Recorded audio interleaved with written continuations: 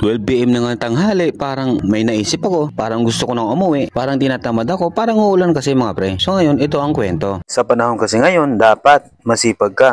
Dapat consistent ginagawa mo sa araw-araw. Nang sa ganun, mabuhay ang iyong pamilya. Kaya ngayon, gagawin natin to, gagawin kong video na to para lahat makapanood neto may alam. Ito na nga, habang papauwi na nga ako, may napansin akong may gumagamit pa rin pala nitong kalisa ng kabayo. So, paki-comment naman kung saang lugar to. Habang ako ay bumabiyahe, napadaan naman ako dito sa Luneta Park. Ang ganda naman pala talaga dito. So, sino bang laging pumupunta dito mga pre? Hindi ko talaga maiwasan na hindi pwedeng hihinto dito. Tingnan mo naman yung napakaganda talaga pag tinitingnan mo lahat ng view dito sa Luneta Park. Kaya naman, huminto muna ako dito at nagmuni-muni na baka sakali mawala yung mga stress at libag sa likod. Dumiretso na nga ako sa aking pagbibiyahe at narating ko naman itong stoplight na napakatagal talaga bumalik yung kulay green na yan. Nagmamadali na talaga umuwi kasi sobrang taing-taing na talaga ako. So, ito, narating na nga natin itong KKK. Ano bang meaning yan mga pre? Comment nga kung ano meaning yan. Nakalimutan ko kasi simula nung elementary ako. So dito na nga tayo sa tulay ng Maynila. Habang tayo ay pababa, bumaba muna ako saglit sa aking motor at tumingin sa paligid. Wow, ang ganda naman ng ilog. Parang gusto ko nang tumalon talaga dito. Ang sarap talaga tumalon ng tubig. Sa sobrang init talaga ngayon ng panahon ngayon. At habang binabaybay natin ang tulay na ito, ako ay kumanta-kanta muna saglit. Continue on Route 170 for 800 meters. Mawala naman yung stress natin sa araw-araw kahit papano. O diba, ang galing kong kumanta mga pre, no? O diba, i-enjoy lang natin sarili habang tayo ay nagbabiyahe sa araw-araw. Kaya ngayon, dire-diretso na nga tayo, dire-diretso hanggang dire-diretso makauwi. At meron na naman sinabi si Google Maps sa akin, pakinggan nyo. Eto, ang sinabi niya. In 500 meters, keep left to continue on Quezon Boulevard, Route 170.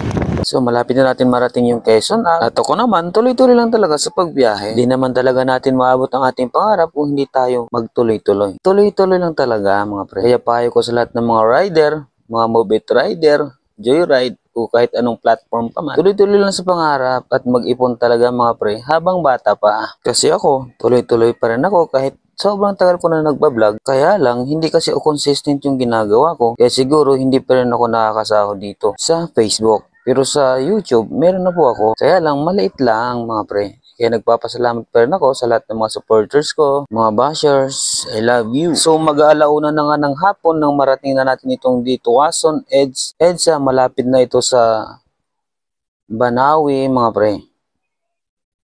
Sobrang tagal naman ng biyahe natin. Medyo traffic din kasi mga pre. Tsaka ang daming stoplight sa daan. Galing kasi ako Maynila.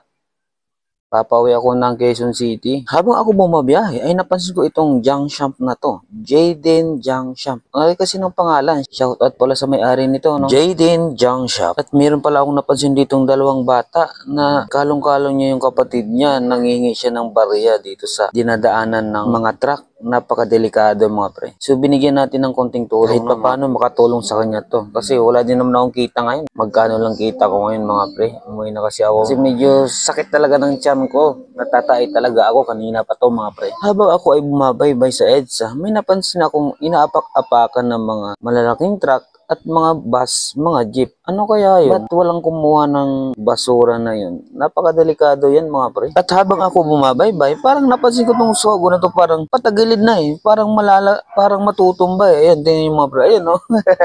Pero joke lang mga pre. At ang tagal talaga ng biyahe natin kasi ang traffic naman talaga. Sa sobrang traffic, narating na nga natin itong landmark Trinoma. Napakaganda naman na itong Christmas tree nila. Ang laki-laki pa. Maya-maya nga lang narating na natin ang Luzon Avenue kung saan tayo uuwi. Na mga pre, siguro naman may lalabas ko na itong tayo na talaga o mga pre.